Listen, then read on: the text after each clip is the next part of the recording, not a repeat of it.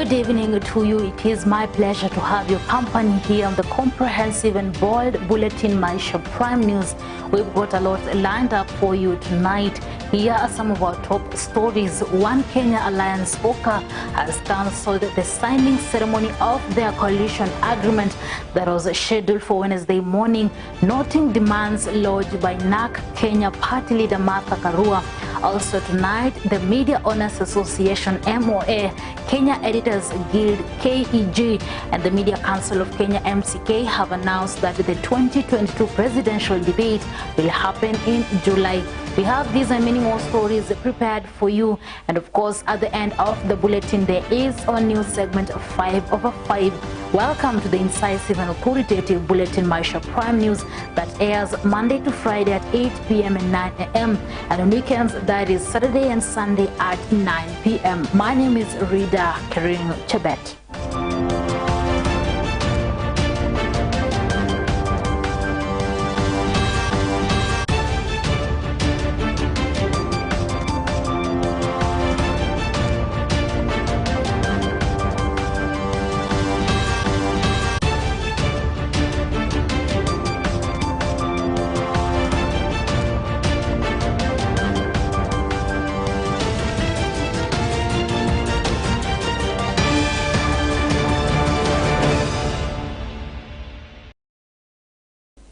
Welcome.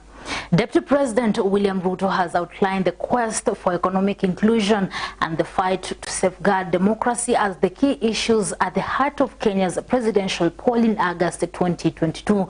Dr. Ruto was speaking at Loyola University in Maryland, USA, during an engagement with religious leaders, where he also emphasized the importance of the nexus between faith-based. Millicent Makoha with more. Deputy President William Ruto claims there are plans to impose a presidential candidate on Kenyans in the August 9 general election.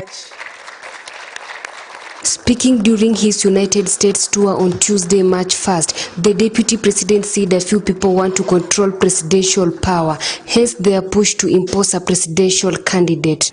The biggest issue that is on the ballot is the democracy of our nation. Asked to compare Kenya's democracy to that of the United States, which is liberal and mature, Ruto said the only concern Kenyans have is the intrusion by agencies that try to manipulate decisions of people at different levels. That's a matter that is on the ballot, and that's a matter that many Kenyans, in fact, if you understand a bit of Kiswahili, that's what informs the current push by many Kenyans to say hatupangwingwi, meaning we want to make our choices without being choreographed or chaperoned or blackmailed or intimidated. We are also going to be making choices about our economy and the democratization of our economy. There is a feeling that the Deputy President cited blackmail and intimidation as method used by the state to muzzle dissenting voices. And whether we truly have the opportunity to make free choices, devoid of blackmail, threats, and intimidation. That's a matter that is on the ballot, and that's... Dr. Ruto said he will fight against the imposition of certain candidates on Kenyans. We are looking forward to the partnership of friends and people of goodwill, and America has always been a partner. Ruto said should he win the presidential election in August 9th, he will prioritize Kenyans' access to jobs, medical care and education. Our economy has been captured and curtailed and brokered and become exclusionist. And that's why our push is that we must democratize our economy, make it inclusive, bring everybody on board, and ensure that nobody is left behind. The deputies on the record accusing President Uhuru Kenyatta and his allies of attempting to extend their political and economic influence beyond the Jubilee administration 2022 limit. He claims the head of state is backing Raila Odinga's presidential bid with his interest in mind. Si mimi nilifanya kazi na rafiki yangu Rais Uhuru Kenyatta. Si tuliunda serikali pamoja na yeye. Si tumepanga mambo ya reli. Si tulipanga mambo ya mabarabara. Tukapanga haya ya TTI. Tukapanga mambo ya stima. Lakini mimi naheshimu kwamba rais amesema yeye sasa anataka kwenda kuunga bwana. There's no problem. Si ni demokrasia? Si ndio? Lakini na mimi niko na mpango ambaye nimewaeleza. Si kila mtu atakuja kwenu. Si mnajua hakuna mashindano kati yangu na Uhuru Kenyatta. Si mashindano ni kati yangu na kitendawili. Ama so mimi naheshimu rais amesema yeye anataka kwa sababu ya demokrasia anataka kwenda kuunga mkono bwana kitendawili. Lakini bwana kitendawili ajue mashindano si kati yangu na Uhuru Kenyatta. Mashindano ni kati yangu na bwana kitendawili. Na sasa bwana kitendawili usiende kusimama nyuma ya Uhuru Kenyatta. Hapana. Hapana. Wewe toka nyuma ya Uhuru Kenyatta ushindane na mimi. Ama namna gani? Kwa sababu Uhuru Kenyatta tunamjua. Si ni yule tulimpigia kura. Si yule amekuwa rais wetu. Si ni yule anaenda kustaafu. Na bwana kitendawili sisi tunamjua. Si ni yule wa kung'oa reli. Na ule wa kutupa mawe. Na ule wa TV na tiala na ria. Ni ule wa kujiabisha. Si kila mtu akuje na agenda yake na track record yake, jameni, Wakenya waamue. Ama namna gani watu wa mwili? Ndio namna hiyo. Si nyinyi ndio mtaamua. So naheshimu rais, naheshimu uamuzi yake, lakini bwana kitendawili akuje tushindane na yeye, akuje na agenda yake, akuje na track record yake, Wakenya ndio hawa wataamua.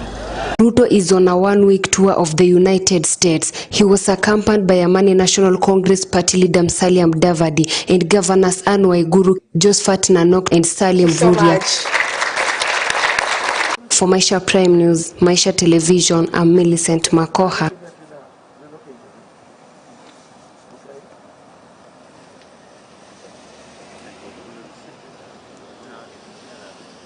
And the Media Owners Association, MOA, Kenya Editors Guild, KAG, and Media Council of Kenya, MCK, have announced that the 2022 presidential debate will happen in July. The debate secretariat will be led by Clifford Machoka of the Nation Media Group, Leo Mutisia of Media Council of Kenya, and Rosalia Omungo of Kenya Editors Guild. They are tasked to engage political parties and other stakeholders prior to the material day. In a joint press on Wednesday, the stakeholders say that the date for deputy presidential debate will be announced later. We already have debate guidelines that have been used in prior debates. This is currently going through a review so that we can update them to the current reality before issuing them. We have at least one presidential and one running mate debate, at least.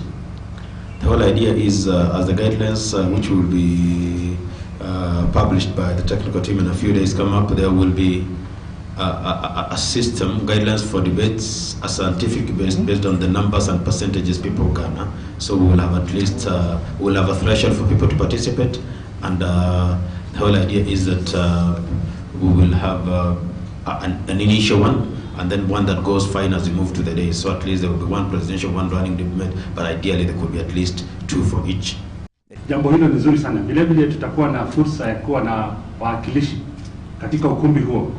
Wawakilishi kutoka sehemu mbalimbali wakiwakilisha interest kadhaa wa kadhaa. I think one thing we need to say it loud and clear, that the news media of Kenya have no candidate in the elections as they happen this year.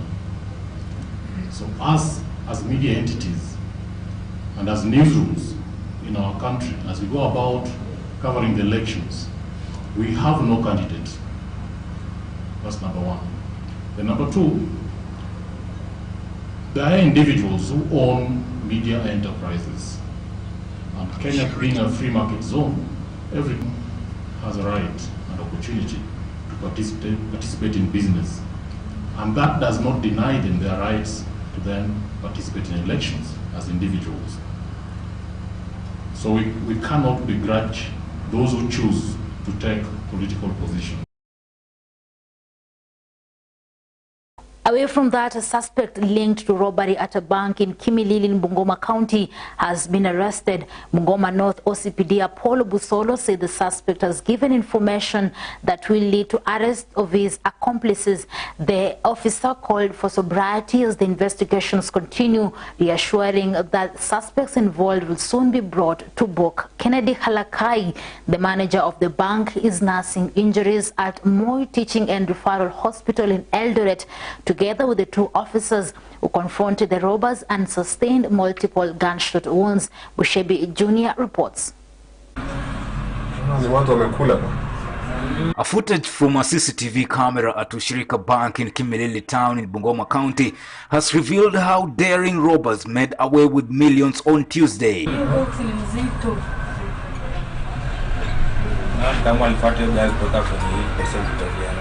The 24-second video shared on social media on Wednesday shows two men armed with guns carrying two boxes said to have been containing 25 million Kenyan shillings in broad daylight. Police reports indicate that the gun-toting men forced their way into the bank at around 1:30 p.m.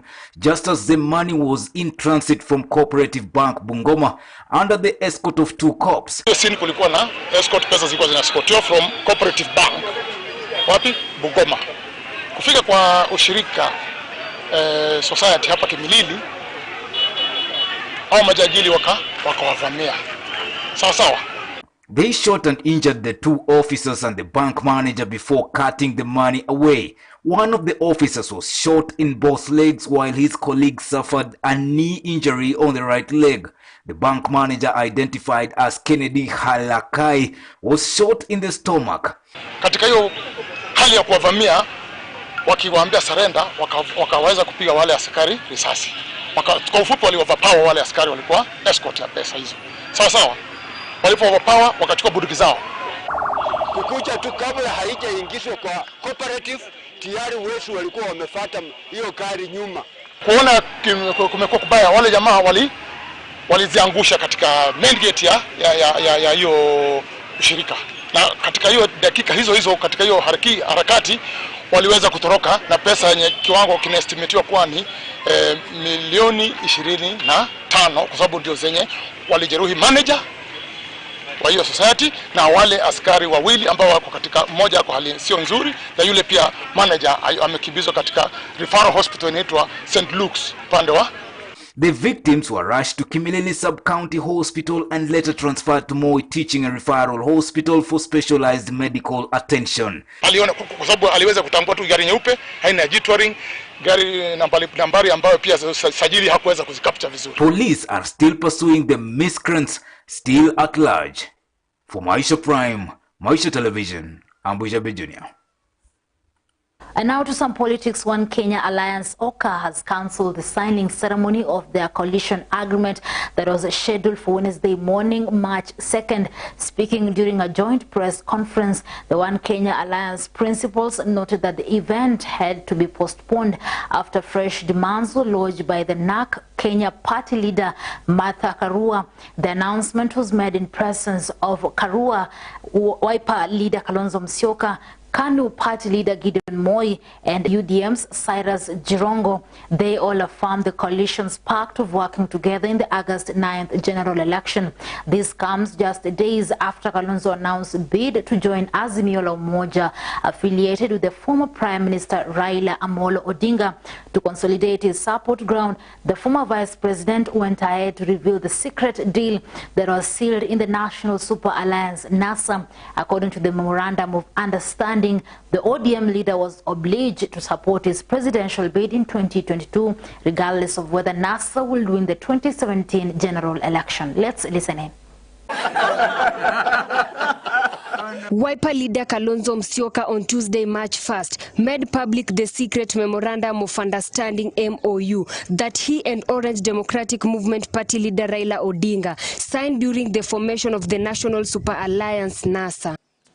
Based on the NASA deal between, and I'm just quoting it as it was written, it does therefore doesn't mean I do not regard my brother as officially and commonly referred to, but this is between Mr. Raila Amolo Odinga and Mr. Stephen Kalonzo Musyoka, dated the 30th April 2017. Under the deal, Raila promised to support Kalonzo's presidential bid in 2022 regardless of whether NASA would win the 2017 general election. Nature, this document was a secret document. But it starts by saying this memorandum is a binding legal agreement between the parties. And the parties have been explained, and I've highlighted the paragraph which reads, the commitments made herein shall bind Principal H, read Raila, and Principal Q, read Kalonzo Musyoka, in both the 2017 and 2022 elections. By this agreement, the parties agree that Principal H will be NASA's presidential nominee and that Principal Q will be his running mate. And then, most importantly, this agreement will remain valid until the 2022 elections, whether or not NASA wins the 2017 presidential elections. Please underline the words, whether or not we won the elections. The Wiper leader explained that although they had agreed to keep the MOU secret, he was forced to go public for the sake of clarifying his stand in the ongoing negotiation for the Azimio presidential candidate. I've been compelled to release the above document in order to answer in part some of the criticism that has been leveled against me, to wit, and I quote, the indecisive kingmaker. He noted that he had tried twice to have Professor Makau Mutua convene a meeting between him and Raila in order to deliberate on the deal that was allegedly breached. The US-based Kenyan lawyer was reported to have been the one who drafted the MOU. In releasing this document, it is imperative to mention that I've tried twice to have Professor Makau Mutua convene a meeting between me and my brother, Honorable Raila Odinga, in his capacity as the depository of this most important document. On his part, Professor Makau stands in breach of his obligation under the agreement, since he has already joined Honorable Raila Odinga's campaign team. The Wiper leader explained that the alleged breach was the reason he skipped the ODM National Delegates Conference in DC, noting that his presence would have been to acquiesce to the legally binding agreement. Attending the ODM Delegates Conference, at which my brother was named a presidential flag bearer, would have meant on my part acquiescence of the impugned breach. I wish therefore to state as follows. My brother has the option of abiding by the terms of this live legal agreement, live binding legal agreement, and thereby emerging, in my view, as a true national, regional, and indeed continental democratic hero, or he has the option of choosing to act in utter defiance and repudiation of the agreement, and thereby compounding the trust deficit. He noted that President Uhuru Kenyatta played a key role in the negotiations between him and Raila in the proposed Azimio Oka Grand Coalition. But President Uhuru Kenyatta is within his rights to support. But of course, I don't know why you say I relying. It's not, I think you overdo it, Dave. I'm over-relying. I'm not over-relying. We just negotiating going forward. And I'm quite sure President Uhuru will also be at liberty to change his mind. He added that he will not agree to any more secret agreements and would insist on structure negotiations, where he committed to grand coalition bringing together ODM, Jubilee and Wiper. In both cases, Honorable Raila Odinga remains a brother with whom I've labored in absolute good faith to bring true democratic change to our country. It's already publicly expressed. I'm ready to work with him again under the three-pillar grand coalition government for the sake of our nation. I urge that we engage in fresh negotiations. I urge that as we engage in fresh negotiations, this document forms the basis of such negotiation. Leader affiliated to Raila have in the past referenced the 2017 MOU, but insisted that it will not be valid since some of the parties had left NASA. What options? You want me to put all my cards on the table? Bwana. A similar deal had been made between Raila and Kalonzo in 2013, but was overtaken by events as it had not specified what would happen if ODM candidate did not win the 2013 presidential race. Actually, I pity my friends who left me for Kenya Kwanza, yeah? Madividi and Weta. They told me in 2017, sisi tumekubali ni Raila. You as his running mate, whatever mutakubaliana ni yenu. So I went ahead and negotiated this very important legal binding document. So when I saw Weta getting thrown out as the minority minority leader in the Senate, and then he said that these things would be nasty, what is it? Messy. The divorce would be nasty, messy. I could understand. These are my friends. Kalonzo also dispelled that the deal involved the former NASA principals comprising of ANC party leader Musalia Mudavadi and his Ford Kenya counterpart Moses Wetangula, affirming that the deal was struck separately. We're going to see a different Stephen Kalonzo. For Maisha Prime News, Maisha Television, I'm Millicent Makoha. All right, in connection to that story, I'm joined by Bushebi Jr. and we're going to talk about the same. We've seen Wiper leader Kalonzo Musyoka coming out and telling Raila Odinga to honor the 2017 NASA agreement. But also we've seen Makau Mutua, who is Raila Odinga's presidential campaign secretariat spokesperson, saying that they can win even without Kalonzo Musyoka. What is happening here? Quite an interesting story. The other day it was about endorsing Raila Odinga as the Mule. It's open. It's an open secret that it's a two-horse race that is between Raila Odinga on the part of Azimio, and then we have Deputy President William Ruto in Kenya Kwanza. I think that is settled. So Kalonzo Musyoka coming in to complicate the whole matter is something that is so debatable right now, and insisting that the 2017 NASA agreement between him and Raila Odinga should be honored first. And you know, some of the clauses like whether NASA wins or doesn't win, during 2022, Raila must still say Kalonzo Tosha was part of the agreement. I think that document is going to be trashed by the ODM team, and they will just nullify it as something that was meant to happen if NASA was together. But if NASA is not together, then why should we honor a document or an agreement that was meant to facilitate the trajectory of NASA team? But right now we are in the Azimio, and what will happen to the other Azimio team members who are not in NASA there? Okay, so it's just it's Kalonzo's way of negotiating, you know. Yeah. Now if you're not careful, Kalonzo atapita katikati. I mean, that is his way of negotiating. If we have to go for round two, and I think that's what Kalonzo is looking for, that there must be a round two. Nobody's gonna win this thing round one. And when it comes to round two, he's setting himself up as the kingpin. Okay? Yeah. So then you see ODM coming out to say, with or without Kalonzo, we can still win. So it still goes back to what we were talking the other time. It's a numbers politics. Right now the transfer window is closed. They can do without you.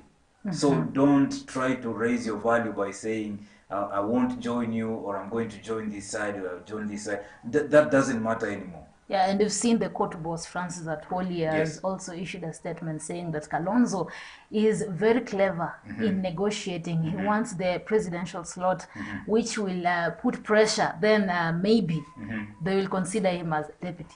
Exactly. Kalonzo is a very smart guy, by the way. People dismiss him, but you remember he plays his cards and then just fixes himself in wherever he wants to be. It's not like he's guessing. He knows exactly what he wants, and you see him laughing. And he has this. I think it's a rat. I'll call it a rat theory, right? Where a rat will bite you, and then inapuliza. Hausikii uchungu, kishapotea ndio unasema nasikia uchungu mahali fulani. Inaweza kuwa nini, then you start looking for the rat that beat you when the rat is already gone. That's how Kalonzo negotiates. Okay? So he's laughing with you right now and giving you very vague answers whenever you ask him questions. Very vague answers. Answers that is almost true or almost there but not there. Okay? It's like he's telling you something, but again when you look into it, he's not telling you anything. Okay? So that at the end of the day, his value keeps increasing, and it will be known at the time of crisis, like when we are going for round 2. We saw what happened with Kibaki. He came in and just became the vice president during Kibaki's time. Okay, so Kalonzo Musyoka is setting himself up and is raising that is his way, that is his politics. For those who don't know the politics of Kalonzo, would say, call him names. And he'll laugh it off, by the way, because he knows what he's doing. And if you're not careful, Kalonzo is going to pita katikati. And that is what he's looking for. Yes. And he has ruled out the possibility of working with Deputy President William Ruto. Although we are seeing the Azimio team, like the way I've just said, Makau Mutua, say that, which is the message. He said that he's relaying the message on behalf of ODM leader Raila. He got last time. Then all he needs from Mount Kenya is just around 10% in Mount Kenya, and he becomes the president. For William Ruto, he has a battalion of upcoming aspirants and all kinds of people, and he has some very smart brains around him. He also has a high chance of becoming the president. Now, when you look at Kalonzo, he's been campaigning in Ukambani and having press conferences and in hotels, meetings and press conferences. The numbers that Kalonzo has can help either Raila Odinga or William Ruto become the president.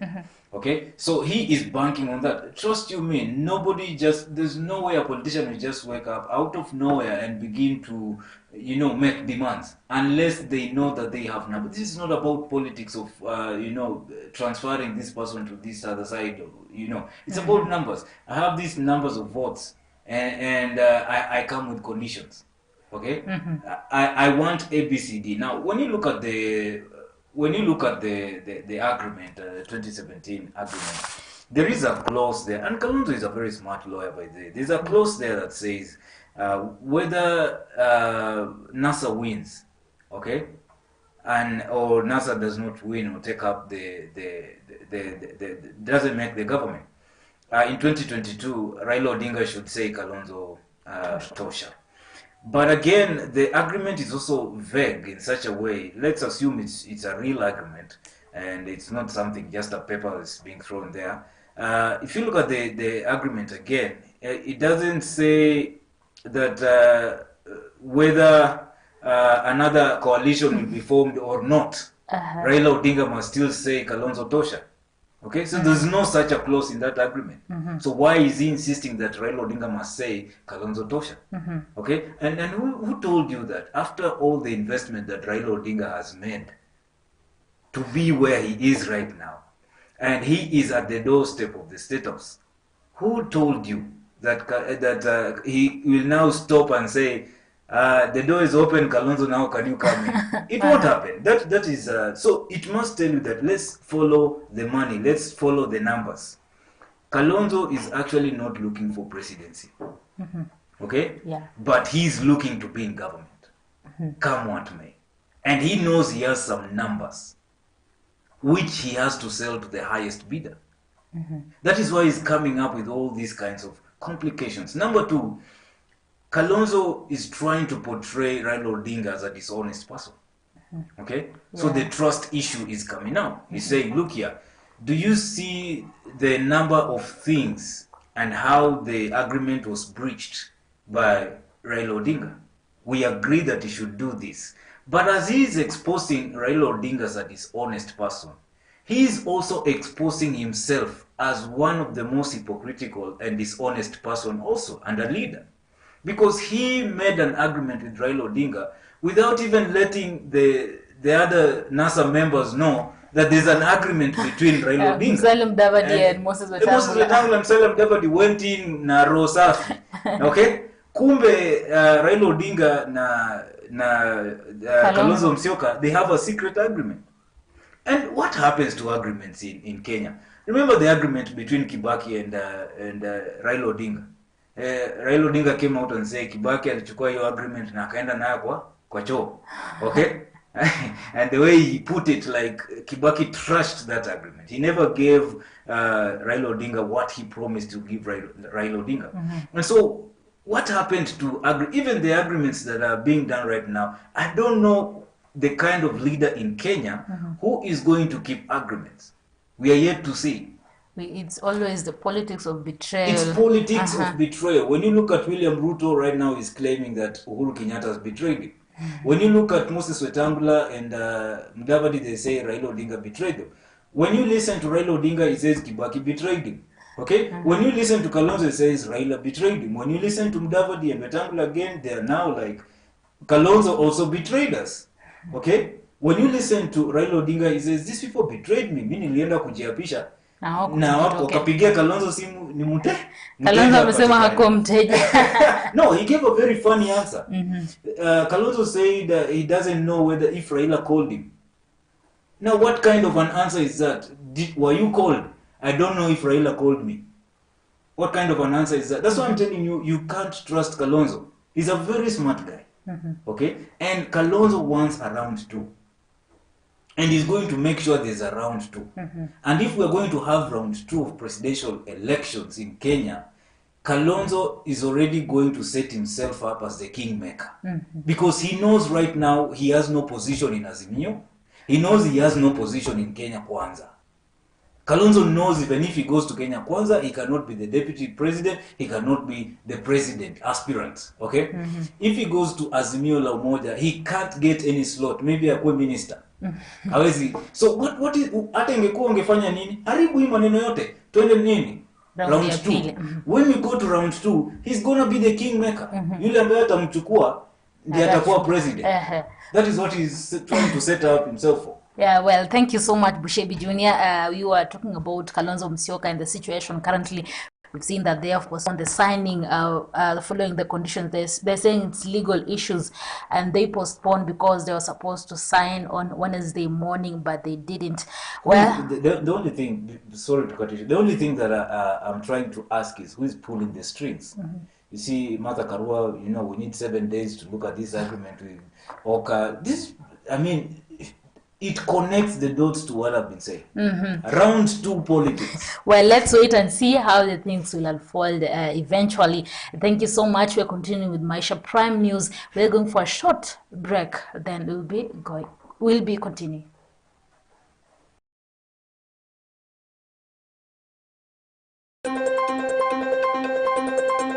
It is a season of seriousness, and only the serious presenters come onto your screen. Maisha Prime News and Maisha Prime Morning Edition. My hustle, my story. Maisha Prime Weekend. Rida Kirin Chibet, Millicent Makoha, Brian Gad. Only on Maisha TV.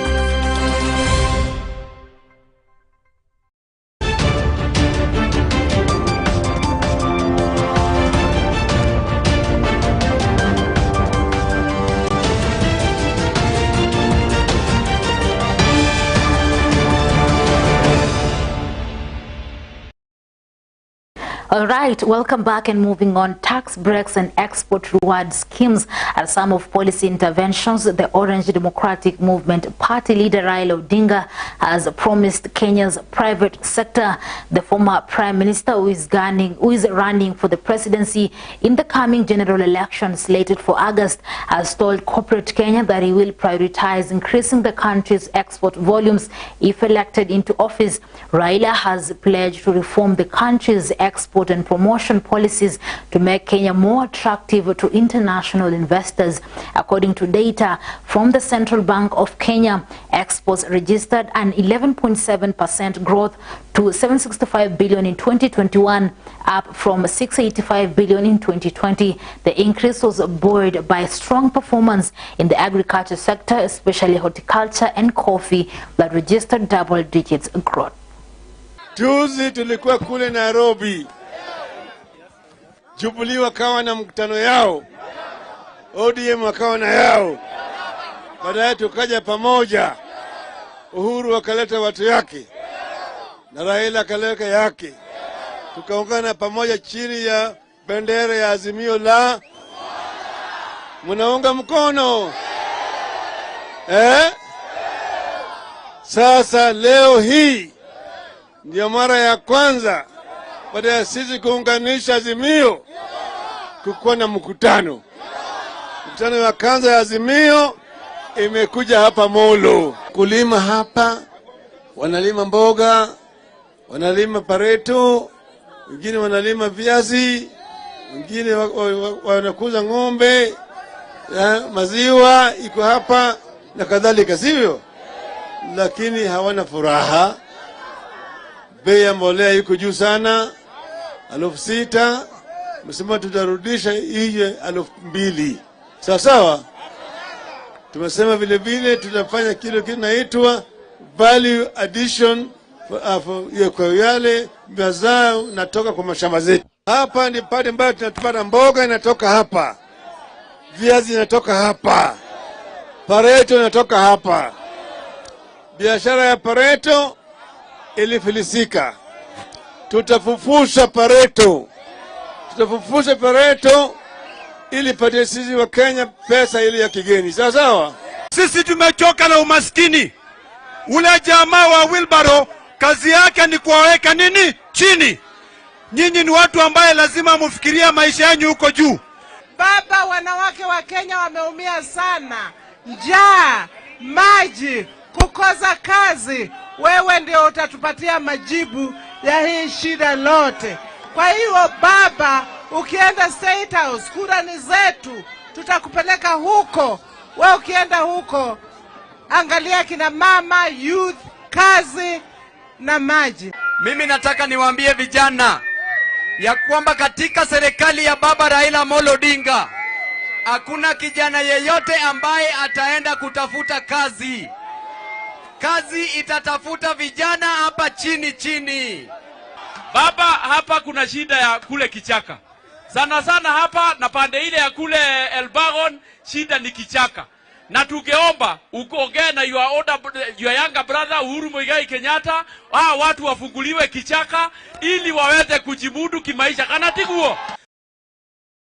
And former Kiambu Governor William Kabogo says the country should brace itself for Raila Ruto handshake after the August election in the event that the Orange Democratic Movement leader Raila Odinga loses. Kabogo says it will be almost impossible for Ruto to govern if he becomes president without some level of agreement with Raila Odinga. Kwa sababu utakuwa na uchaguzi wa rais na farasi sahihi ni ngapi? Ni mbili. Hiyo ya tatu ingine haina nguvu. Tunaelewana? Watachaguana kwa Kenya na mmoja wao atakuwa rais wa Jamhuri ya Kenya. Mmoja wao hawawezi kuwa wote wawili. Tunaelewana? Mmoja atakuwa rais, mwingine atakuwa kiongozi wa upinzani. Sasa wewe piga picha.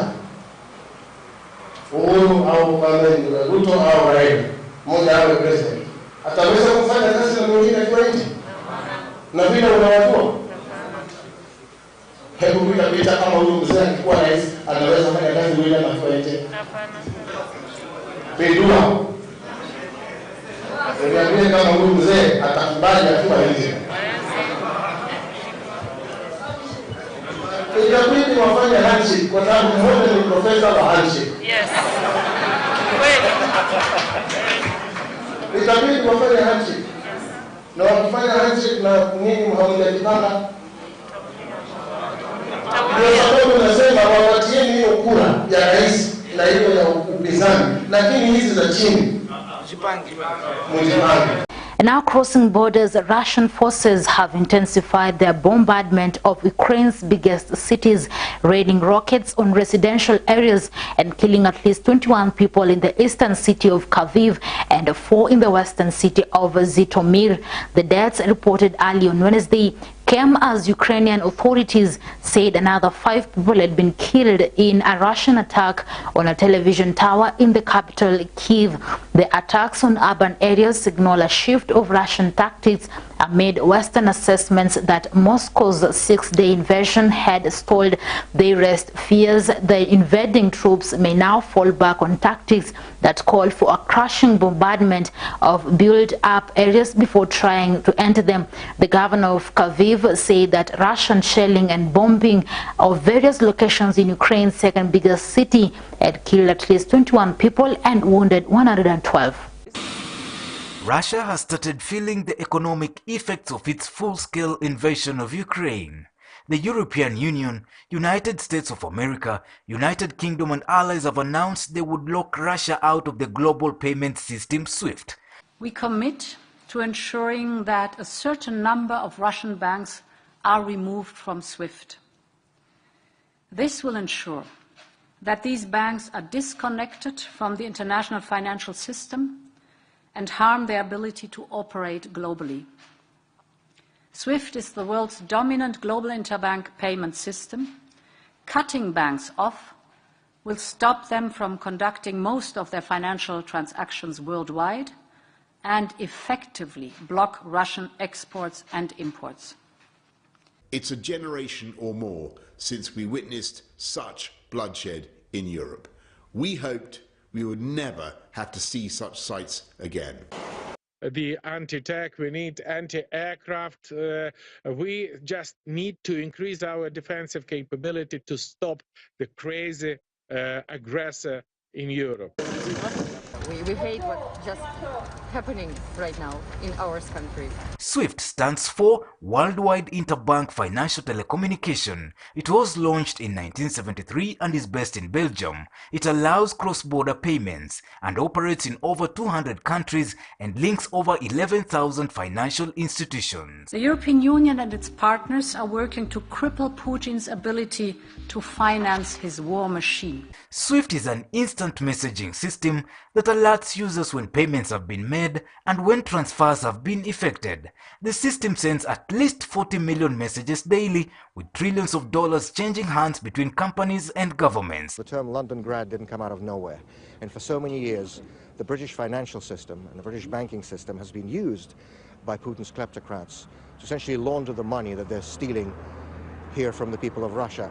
It is high time for that to stop. At least 1% of these transactions involve Russian payments. The system is owned by over 2,000 American and European banks who wanted to avoid monopoly by a single institution. We are impacting upon 70% of the banking system in Russia. We are preventing the regime from financing the war effort.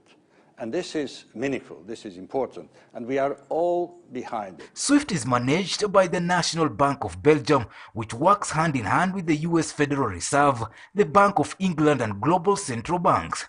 The platform enhances international trade for its members and isn't allowed to take sides in disputes. So, of course, strong sanctions, we have to agree on those. It has two effects. One is the deterring effect, but the other effect is punishing.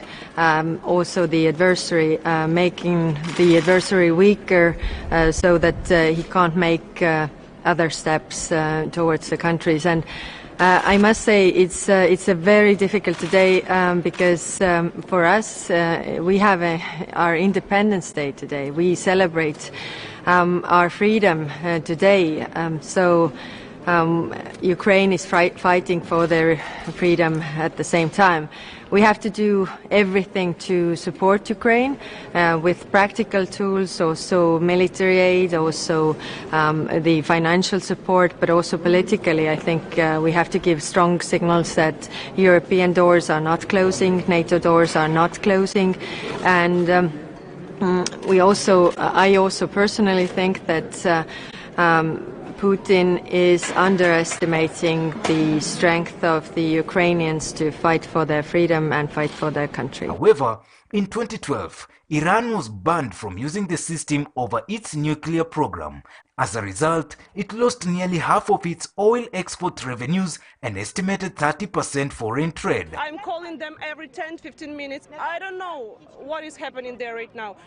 Just stand up and do something to protect our family. United States President Joe Biden, British Prime Minister Boris Johnson, and their allies have announced economic sanctions on Russia. Authorizing additional strong sanctions. Package of massive and targeted sanctions. Largest and most severe package of economic sanctions. The Biden administration prohibited U.S. banks from doing business with Russian banks in new measures, also targeting Russia's National Wealth Fund and the Ministry of Finance. If effected, it means there would be delays and extra costs, thereby denying the Russian government revenue. We will stop Putin from using his war chest. We will paralyze the assets of Russia's central bank.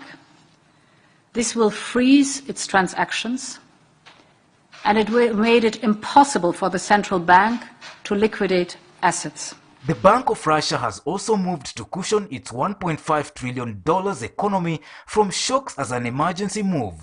We will work to prohibit Russian oligarchs from using their financial assets on our markets.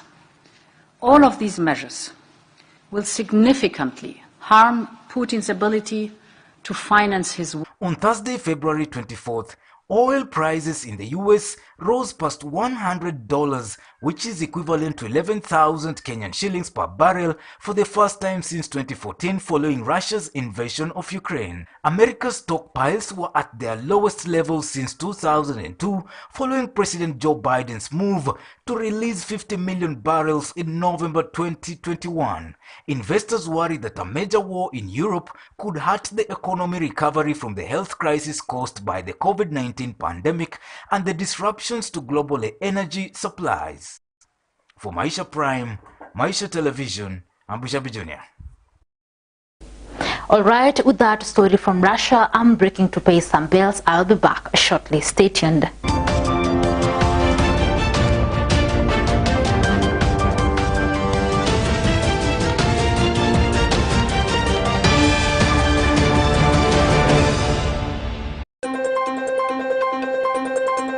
It is a season of seriousness, and only the serious presenters come onto your screen. Maisha Prime News and Maisha Prime Morning Edition. My hustle, my story. Maisha Prime Weekend. Rida Kirin Chibet, Millicent Makoha, Brian Gad.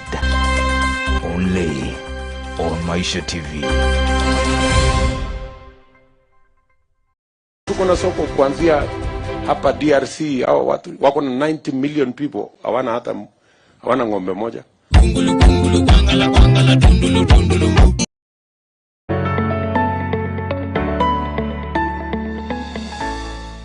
The stage is set. The time is now. Credible news. It is Prime News. Only on Maisha TV. Prepare for the beast.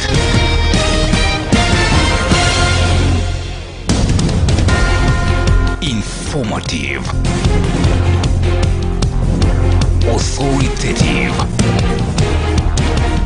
Unbiased. Welcome to Maisha News.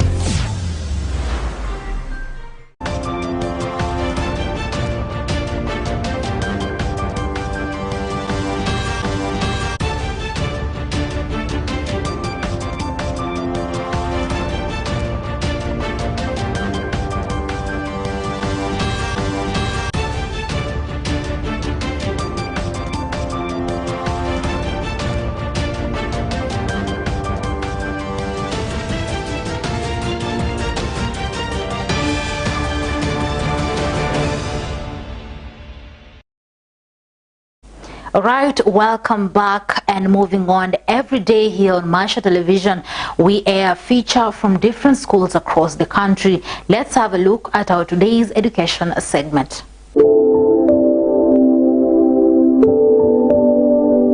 My dear terrified graduates, you are about to enter the most uncertain and thrilling periods of your lives. Your families are extremely proud of you. You can't imagine the sense of relief they are experiencing. Education is the key to unlocking the world, a passport to freedom. Be bold, be courageous, be your best. Joy and happiness filled St. Lawrence and Margarita Academy, found in Hasoko Ward, Bumula Sub-County in Bungoma County, as the PP2 pupils mark their graduation ceremony. The ceremony was dressed by the band of entertainers from Hasoko Boys High School. The graduates dressed in navy blue gown as they march into the school compound to mark their graduation ceremony.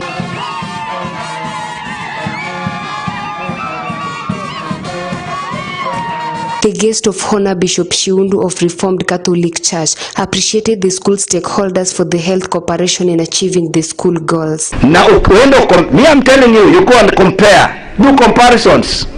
Angalia walimu wenye wako hapa, enda angalia walimu kwingineko. You will see that these teachers are more organized. Ni kweli? Very organized, very smart, very beautiful, very handsome. So, choice also matters. So we choose. Mutuka pamoja. So we choose the staff. Angalia hata mama mpisha akija hapa hako smart sana, kwa maana watoto wanakula mahali penye iko mzuri. Tuko pamoja sasa. So wanakula vizuri, na baadaye walimu hao wazuri wanakuja wanawapatia elimu. Na sisi walimu hapa wanakuja mapema sana.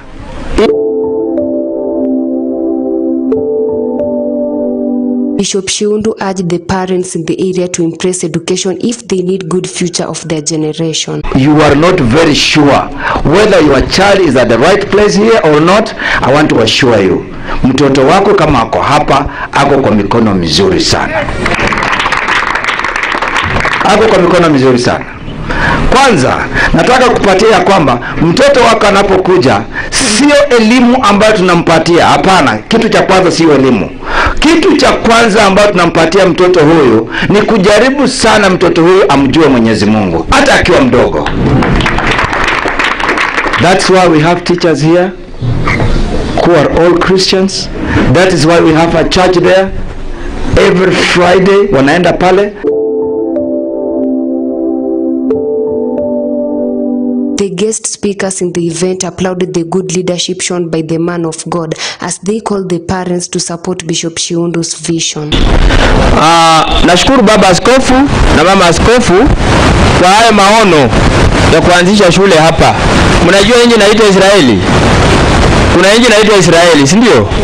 Nchi hii wakati Yesu Kristo aliondoka na akaaja hapo baraka.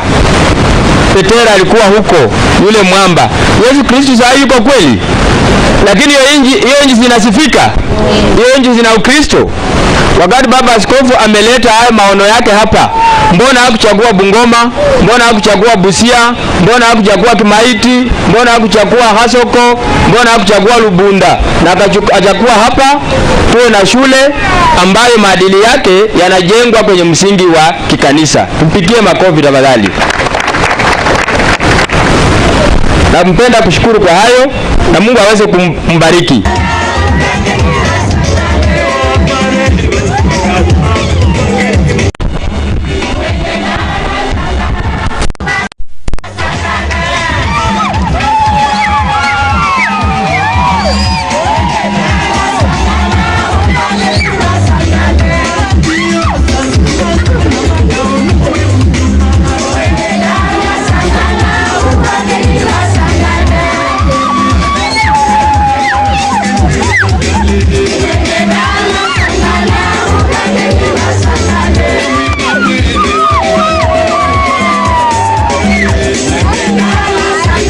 teachers and parents promised good performance as the school prepares for the first KCPE exams that will commence on November 2021. Wapite mtihani. Wewe ndio utafurahia. Hao watoto wenye tunaona wanaenda university.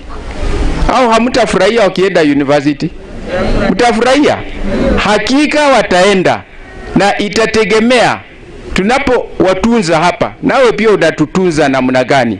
Walimu wakifurahi. After the ceremony, the graduate led by Madam Godliver cut and shared the cake to the congregation to mark the day.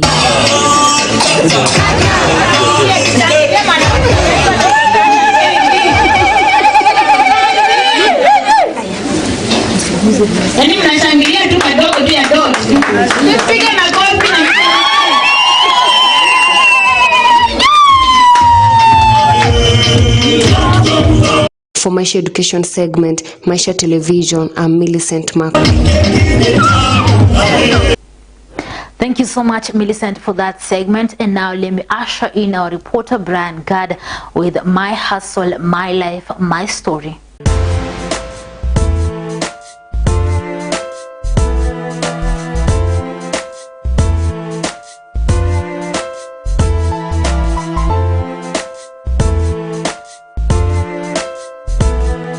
A common myth about investing is that a big fat bank account is required to get started. In reality, the process of building a solid portfolio can begin with a few thousands or even a few hundred shillings. We visited Cleveland General Enterprise along Bungoma Mumias Road with just 50,000 shillings in loan. Walter managed to roll and kickstart an investment. I'm Walter Lohale Mpalia, and I'm the co-owner of Cleveland General Enterprises. The other partner right now is at work.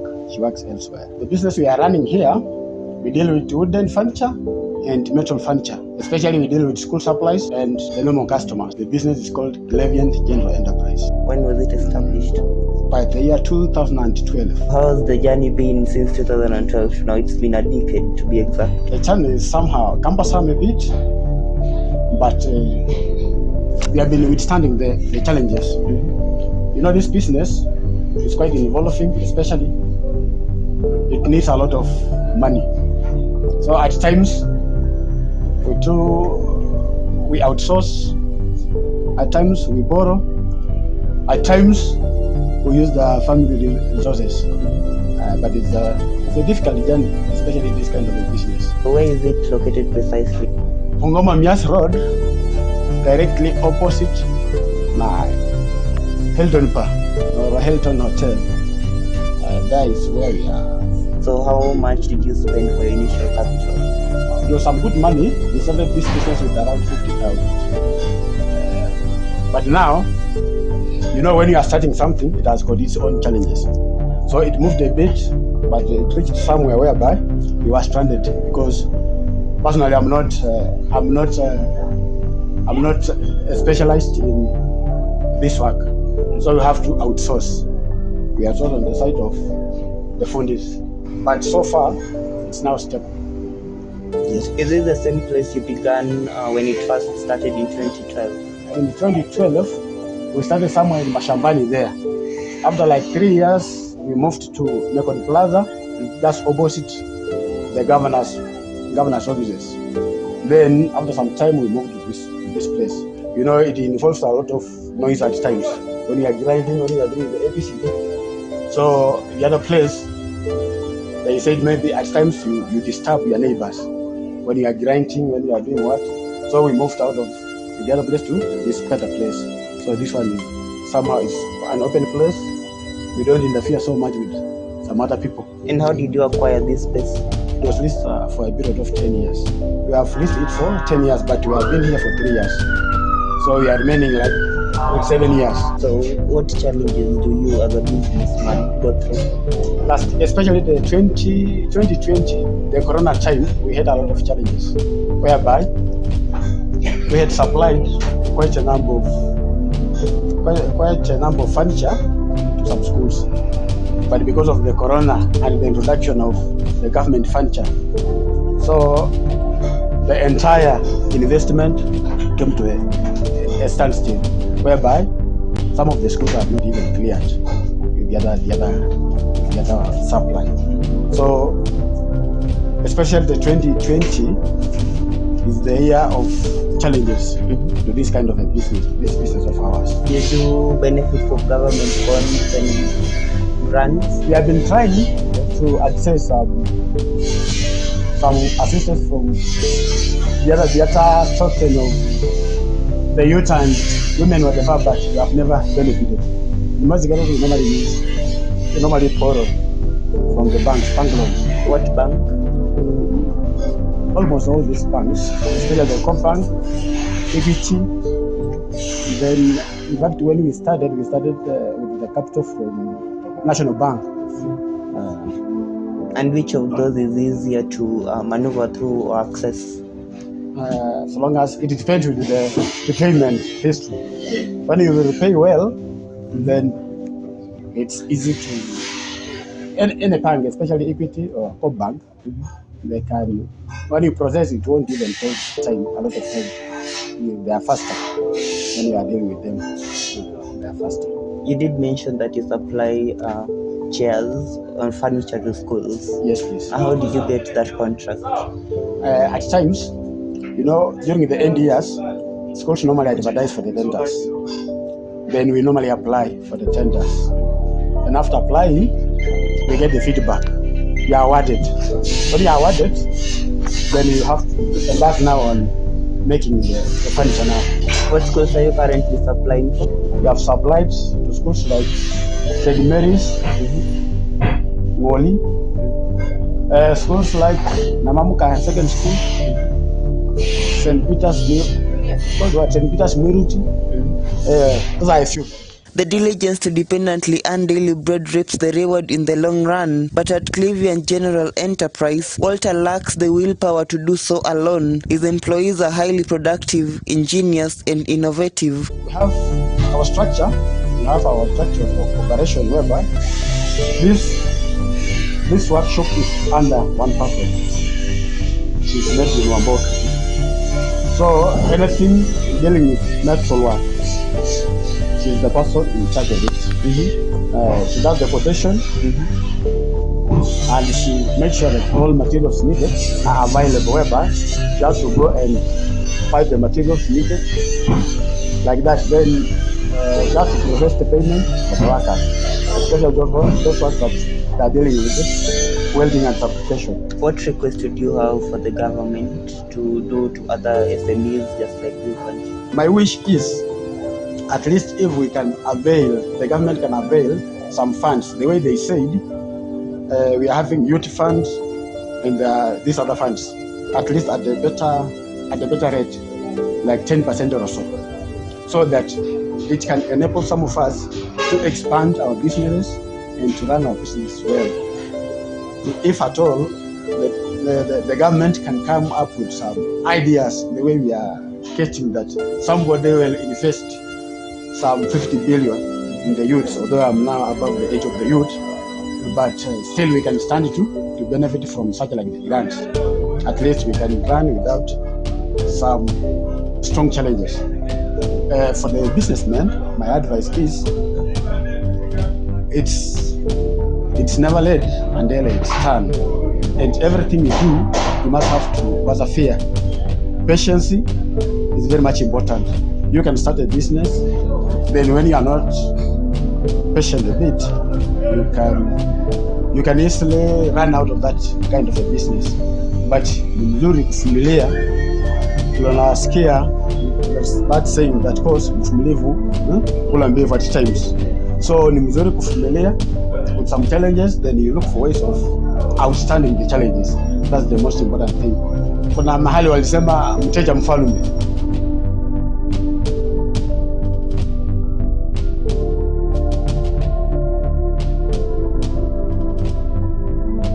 For Maisha Prime, my hustle, my story, my name is Brian Gad.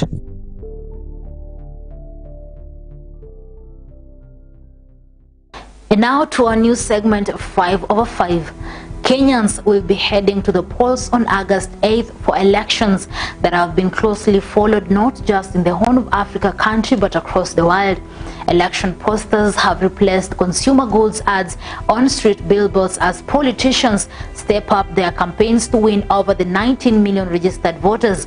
It is the 6th presidential election since the country of more than 45 million people embraced a multi-party democratic system in 1992. So why do the elections in Kenya matter not just to Kenyans but the rest of the African continent and the world? Nairobi is East Africa's economic hub, and the country is the second largest economy in the region, according to figures from the World Bank and the International Monetary Fund (IMF). Until late 2014, when its larger neighbor Ethiopia overtook it, Kenya had the biggest economy at more than $60 billion of the East Africa region. Nairobi is also home to the region's most developed stock market, and according to Nyandemo, the rhetoric on the campaign trails can affect share prices. The port in Kenya's coastal city of Mombasa serves neighboring landlocked countries like South Sudan, Uganda, Rwanda, Burundi and the Democratic Republic of Congo DRC. If elections disrupt this transport corridor, as happened after the 2007 election when there was widespread violence, the price of everyday goods such as rice and cooking oil could rise significantly. Kenya is home to several UN and humanitarian agencies that oversee relief efforts in the region. Most of the aid agencies operating in South Sudan, Somalia and the Democratic Republic of Congo are based out of the Kenyan capital. The 2007 post-election violence hampered relief efforts in neighboring war zones. The country is also home to the world's largest refugee camp. The vast Dadaab refugee camp in the country's northeastern part is home to more than 500,000 refugees, mostly from neighboring Somalia. Kakuma, another refugee camp in the northwestern part of the country, houses more than 160,000 refugees, mostly from war-torn South Sudan, according to the UN. Humanitarian assistance such as food and medicine for the refugee is coordinated from Nairobi, and any post-election violence will affect the refugees who have escaped violence in their home countries. So let's campaign in peace, vote in peace, and embrace the new leaders in peace, as peace and unity is all that we want before, during and after elections. That was our prime 5 over 5 for today with me, Rida Kering Tibet, and that marks the end of the comprehensive bulletin Maisha Prime News. But continue tuning into Maisha Television for more comprehensive, educative, informative and also entertaining programs. Enjoy the rest of your viewing.